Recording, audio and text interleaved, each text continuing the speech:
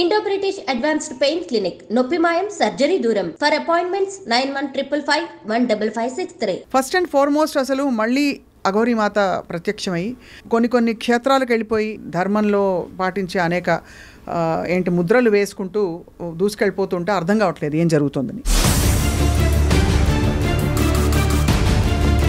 ఇంటర్వ్యూస్లో కూడా ఆమె చెప్పిన డేటా ఎంతవరకు ఎథికల్గా ఉంది, అక్కడ కూడా 1% కూడా మ్యాచ్ కాలేదు. నేను ఎంత క్లోజ్గా ఉన్నానో అఘోరాస్తోని అది నాకు తెలుసు. మీకు ఒక చిన్న ఎగ్జాంపుల్ షేర్ చేస్తాను, మీరు అఫెండ్ కానంటే చెప్తాను. చెప్పండి. చాలామందికి అఘోరాల మీద, ఒక నాగసాధుల మీద ఏం ఇంప్రెషన్ ఉంటుందంటే, దర్శనానికి వెళ్తారు కదా చాలామంది క్షేత్రాలకి, వాళ్ళని వెళ్ళి ముట్టుకున్నా, వాళ్ళతో మాట్లాడినా, వాళ్ళు ఆశీర్వదించిన,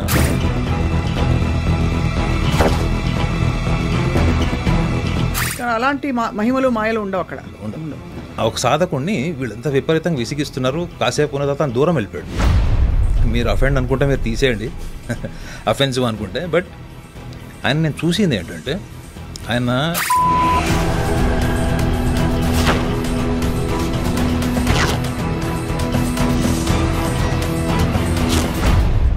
అప్పుడు అక్కడ చుట్టుపక్కల ఈ లేమెన్ ఉంటారు కదా, వాళ్ళు పారిపోతున్నారు. కొంతమంది చూసి ఆ భయానికి పారిపోతున్నారు.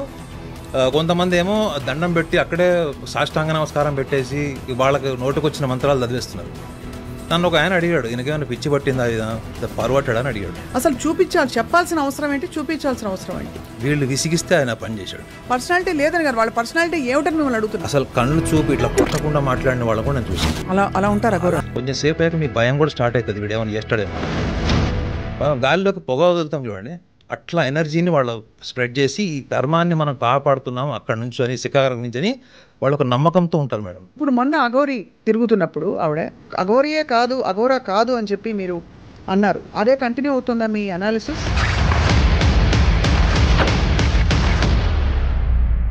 ఈ అఘోరిలో చూసినవన్నీ పెట్రోల్ డబ్బా వేసుకొని తిరిగి కూడా వారం రోజులు దాటిపోయింది.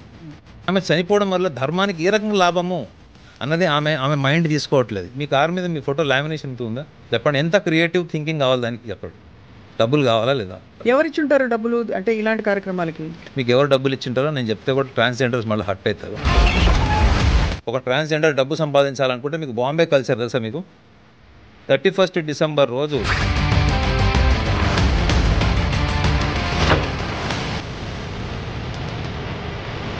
మూర్ఖత్వం ఉన్నటువంటి సమాజం మహారాష్ట్రలో మీకు అనిపిస్తుంది. అంత మాస్కేలో జరుగుతుందంటారా? మీరు బాంబేలో ఉంటే మీకు తెలుస్తుంది. మహాపురుషులందరూ ఏం చెప్పారు?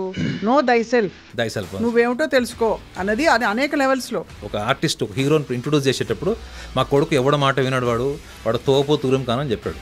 నన్ను ఎవరో అడిగితే నేనేం చెప్పానంటే, వాళ్ళ ఫాదర్ని పక్కన పెడితే అసలు వాడు ఏంటి అని అడిగిన.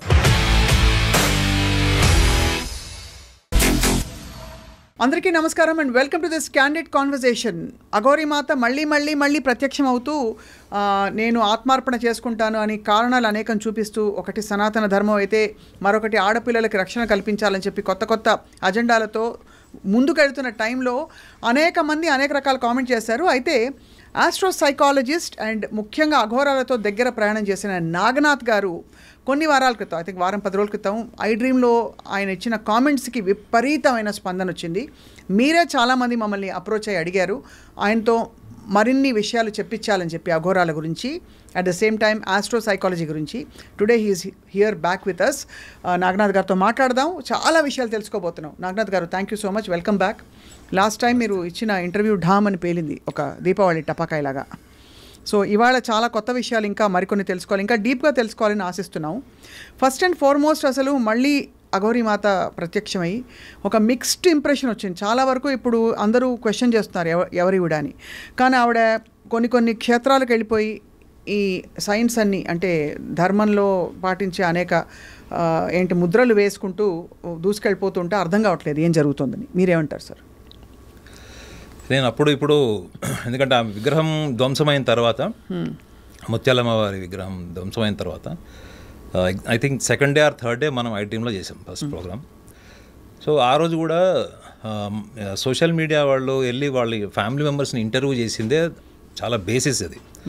రెండోది, ఆమె మీలాంటి యాంకర్లకు ఇచ్చినటువంటి ఇంటర్వ్యూస్లో కూడా ఆమె చెప్పిన డేటా ఎంతవరకు ఎథికల్గా ఉంది అంటే రిలవెంట్గా ఉంది ఆమె లైఫ్ స్టైల్కి, ఆమెకి ఎంతవరకు ఉందంటే ఎక్కడ కూడా 1% కూడా మ్యాచ్ కాలేదు. సో నేను కూడా ధార్మిక పరమైనటువంటి విషయాల్ని ధార్మిక పరంగానే చూస్తాను, లౌకిక పరమైన విషయాన్ని లౌకిక పరంగానే చూస్తాను నేను. రైట్. ఈ రెండింటిని మిక్స్ చేసి కన్ఫ్యూజ్ అయితే నేను ఫస్ట్ సైకాలజిస్ట్ కాలేను. సో ఆమె చెప్పింది ఎక్కడ కూడా రిలేటివిటీ లేదు అన్నప్పుడు, పోనీ నేను లైఫ్లో ఎప్పుడు ఒక అఘోరాన్ని చూడలేదు, కలవలేదు, మాట్లాడలేదు అనుకుంటే నేను కూడా కొంచెం అరే ఏంటి ఒక కన్ఫ్యూజన్లోనో లేకపోతే ఒక క్లారిటీ లేకుండా ఉండేవాడిని. నేను ఎంత క్లోజ్గా ఉన్నానో అఘోరాస్తోని అది నాకు తెలుసు. అది మీకు ఒక చిన్న ఎగ్జాంపుల్ షేర్ చేస్తాను, మీరు అఫెండ్ కానంటే చెప్తాది. చెప్పండి. మీరు ఒకసారి ఢిల్లీ ట్రైన్ ఎక్కండి, హైదరాబాద్ టు ఢిల్లీ ట్రైన్ ఎక్కండి, మీకు ఎవరు డబ్బులు ఇచ్చింటారో నేను చెప్తే కూడా ట్రాన్స్జెండర్స్ మళ్ళీ హర్ట్ అవుతారు. హైదరాబాద్ టు ఢిల్లీ మీరు ట్రైన్ ఎక్కండి, మీకు తెలుస్తుంది ట్రాన్స్జెండర్స్ అందరిని అనట్లేదు, ఐఎమ్ హానెస్ట్లీ సెయింగ్. ఒక ట్రాన్స్జెండర్ డబ్బు సంపాదించాలనుకుంటే మీకు బాంబే కల్చర్ తెలుసా? మీకు బాంబేలో కల్చర్ ఉంది తెలుసా మీకు? 31st డిసెంబర్ రోజు అక్కడ బిజినెస్ పీపుల్ అంతా ఎవరిని హైర్ చేసుకుంటారు రాత్రిపూట? ఆ ఒక్కరోజు రాత్రి వాళ్ళు అక్కడ ఏ వ్యక్తితో ఏ జెండర్తో అక్కడ నైట్ కలిపితే వాడికి సంవత్సరం అంతా అదృష్టం కలిసి వస్తుంది అనేటువంటి నమ్మకము, మూర్ఖత్వం ఉన్నటువంటి సమాజం మహారాష్ట్రలో మీకు అనిపిస్తుంది. అంత మాస్కేలో జరుగుతుందంటారా? మేడం మీరు బాంబేలో ఉంటే మీకు తెలుస్తుంది. 31st డిసెంబర్లో మీకు ట్రాన్స్జెండర్ ఎవరు ఫ్రీ దొరకరు. ఎంతమంది we see so many transgenders who are doing such great service to society. Madam hiding మోడ్లో కొంత జరుగుతుంది మేడం, అంటే తెలియకుండా కొంత జరుగుతుంది. నేను మహారాష్ట్రలో చెంబూర్లో ఉన్నాను మేడం, ఆల్మోస్ట్ 9 months ఉన్నాం. చెంబూర్ అంటే మీకు తెలిసే ఉండి ఉంటుంది, ఈ అంత మాఫియా వీళ్ళు ఉంటారు చూడండి, చోటా రాజన్ వాళ్ళందరూ, చోటా రాజన్ వీళ్ళందరూ అక్కడ చెంబూరే మీకు మెయిన్ మాఫియా అంతా చెంబూర్లోనే ఉంటుంది. సో అక్కడ వాళ్ళు డ్యాన్స్ బార్లు, పబ్లు ఇవన్నీ కామన్ ఉంటుంది అక్కడ కల్చర్. అక్కడ చాలామంది బిజినెస్ పీపుల్, అంటే మనకు తెలిసిన బిజినెస్ పీపుల్ కూడా 31st డిసెంబర్ రోజు నన్ను కలవకు, ఆ రోజు నేను ఎవరిని కలవనని చెప్తారు. ఎందుకు అంటే అక్కడ చెప్పారనమాట, వాళ్ళు ఒక ట్రాన్స్జెండర్ని ఆ రోజు నైట్ హైర్ చేసుకుంటారు. వాళ్ళు ఎందుకు చేసుకుంటారు, కాళ్ళు పట్టుకుంటారా, పూజ చేస్తారా, వాళ్ళు మనకు తెలియదు. But spending 31st night makes them so fortunate and lucky through out the year. That is what is the belief. ఇది ఎక్కడ బిలీఫ్? అది ఎక్కడి నుంచి వచ్చి ఉద్భవించిన బిలీఫ్? అది ఎన్విరాన్మెంటల్, జస్ట్ లోకల్ ఒక కాలక్రమంలో వచ్చేసింది అలా. అంతే, దానికంటే పెద్ద హిస్టరీ ఏం లేదు. సో ఇక్కడ మీరు అంటే ఈ పర్టికులర్ విషయంలో ఈ బ్రాండెడ్ కారు, అదే మీరు అన్నారు కదా దాని పేరు ఏంటది, లామినేటెడ్ ఇదితో కారు, తర్వాత ఒక పెద్ద ఫ్లీట్ ఆఫ్ పీపుల్ ఉండడం అన్నది అది బ్యాక్డ్ అండ్ ఫైనాన్స్డ్ అంటారు మీరు. ఇప్పుడు మేడం చూడండి, ఇప్పుడు మన స్మార్ట్ వాచ్ ఉంది, స్మార్ట్ వాచ్లో మనము స్క్రీన్ సేవర్ మనం వన్ మీద పెట్టుకుంటాము, లేదా మనకు నచ్చిన దేవుడిదో లేకపోతే మనం నచ్చిన వాడిదో పెట్టుకుంటాం. సో ఇది అ చాయిస్ మేడం, ఇదిలో ఎవరు ఫోటో పెట్టుకోవాలన్నది మన చాయిస్. ఈ చాయిస్ వెనక మీకు ఎటువంటి అటాచ్మెంట్ ఉంది అన్నది మీకు తెలియదా? ఇప్పుడు ఈ వాచ్ నేను ఫ్రీగా ఇచ్చామంటే ఎందుకు ఇస్తాను మేడం? ఎవరైనా వాచ్ మీద నాకు ఏదైనా స్క్రాచ్ పెట్టినా ఐ ఫీల్ సో అఫెండెడ్, అరే ఏంటి నా వాచ్ ఇట్లయింది అట్లయింది, మళ్ళీ దీని కొత్త స్క్రీన్. ఇప్పుడు ఈ అమ్మాయి చేసింది, ఇప్పుడు ఈ ట్రాన్స్జెండర్ ఎవరైతే చేసిందో ఆమెకి ఏ అటాచ్మెంట్ లేదా అనిపిస్తుందా మీకు? చెప్పండి, యాజ్ అ జస్ట్ సివిలియన్ చెప్పండి. తప్పకుండా, ఐ మీన్ అలా అయితే అనిపించలేదు, అటాచ్మెంట్ లేనట్టు అయితే అనిపించలేదు. ఫింగర్స్ చూశారు కదా ఆమె, నెయిల్ పాయింట్, ఒక్కొక్క నెయిల్కి ఒక్కొక్క కలర్ ఉంది, లిప్స్టిక్ ఉంది, ఇవన్నీ ఏం ఇండికేట్ చేస్తున్నాయో చెప్పండి? సాధననా లేకపోతే రోదన అయితే ఆమెకి ఏమనిపిస్తుంది? ఆమెకి తెలియకుండానే ఆమెకి ఐడెంటిటీ ప్యాషన్ ఉంది, షీ సఫరింగ్ విత్ ఐడెంటిటీ. ఆ ఐడెంటిటీని ఎట్లా ఎస్టాబ్లిష్ చేసుకోవాలి అన్నది మనకి అర్థం కానటువంటి స్థితిలో ఆమెకుంది, మనకు అర్థం కాని స్థితిలో ఆమెకుంది. తెలంగాణ ఉద్యమాలు జరిగేటప్పుడు కూడా నేను కూడా కిరోసిన్ పోసుకొని చనిపోతే నాకు కూడా కేసీఆర్ అన్న వస్తాడు, హరీష్ రావు అన్న వస్తాడు, ఏడుస్తాడు, నా కోసం టీవీలో వస్తుంది, నా ఫ్యామిలీ ఎంత వస్తుంది అనుకునే వాళ్ళు ఎంతమంది లేకుండా అప్పుడు చెప్పండి. ఒక ఐడెంటిటీ ప్యాషన్తో అవుతున్న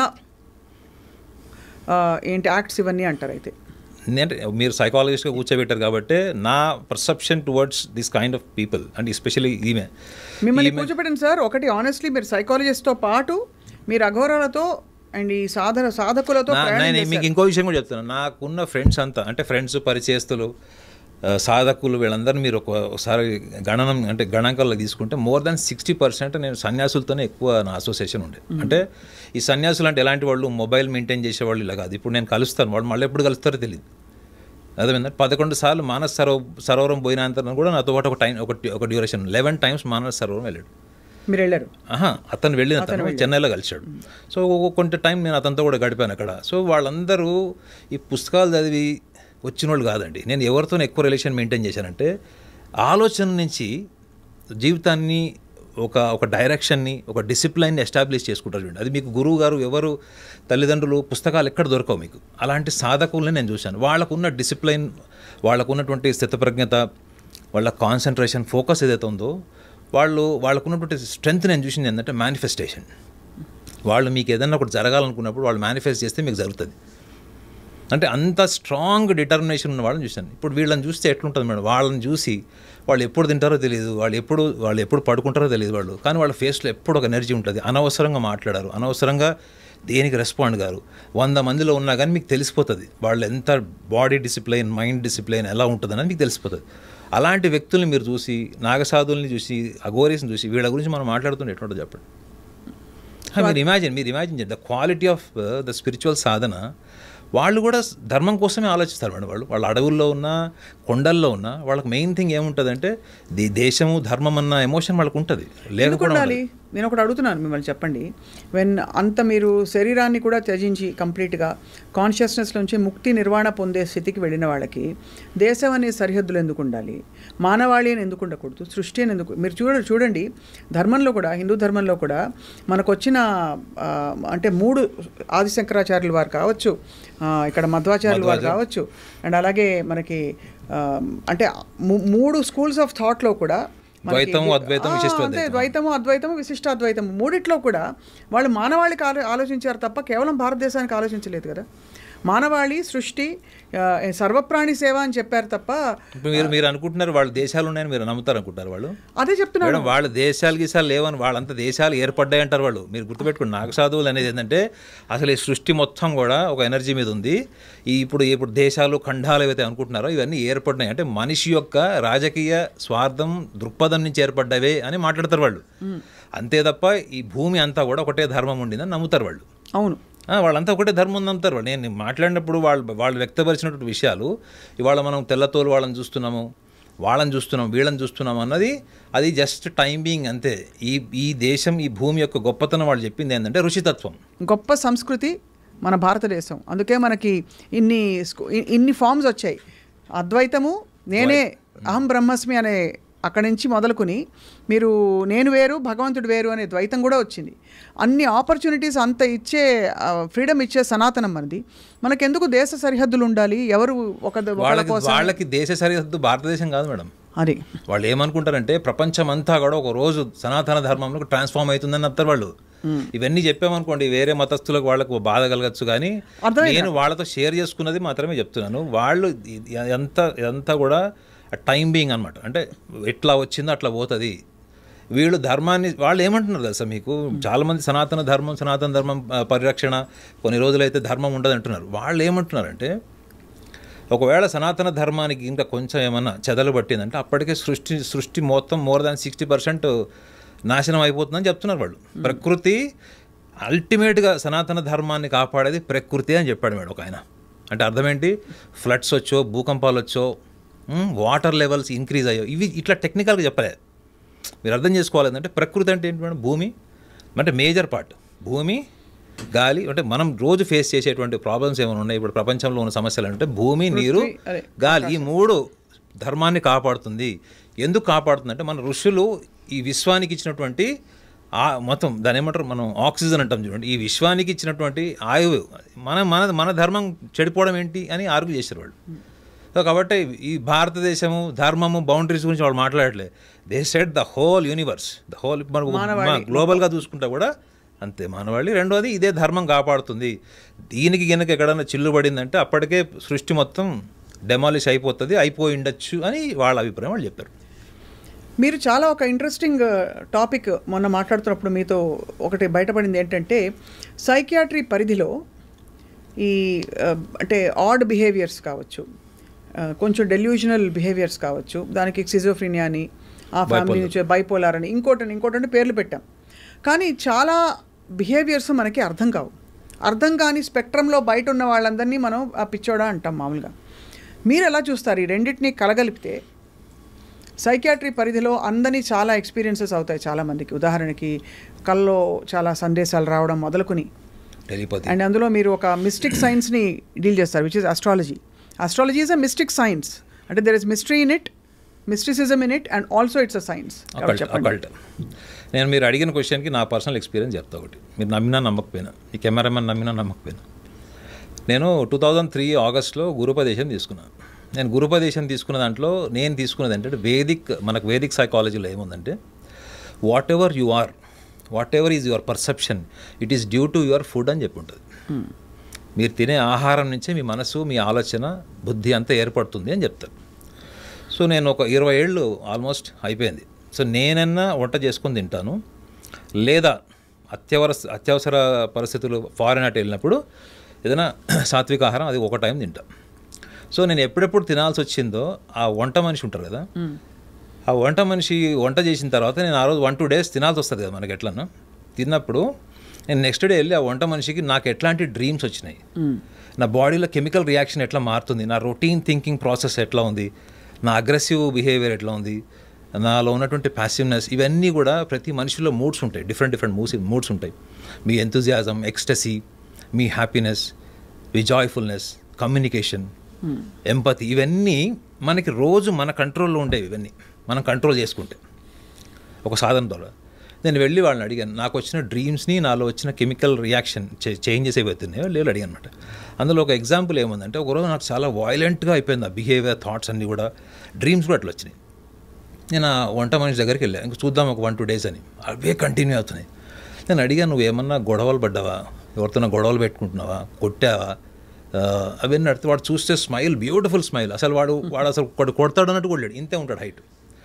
వాడు భార్యను కొట్టిన కేసులో, ఫారెన్లో వాడు భార్యను కొట్టిన కేసులో 3 రోజులు పోలీస్ స్టేషన్ నుండి మళ్ళీ ఇదే హోటల్ ఓనర్ వెళ్ళి వాడిని తీసుకొని వచ్చాడు. పోలీస్ స్టేషన్లో కేసు నడుస్తుంది. ఆల్మోస్ట్ వీడు అటెంప్ట్ మర్డర్ దాకా పోయాడు. అబ్బా. భార్యను కొడితే ఆమె కేసు పెట్టింది, బట్ ఏదో ఒకటి అక్కడ మేనేజ్ చేశారు.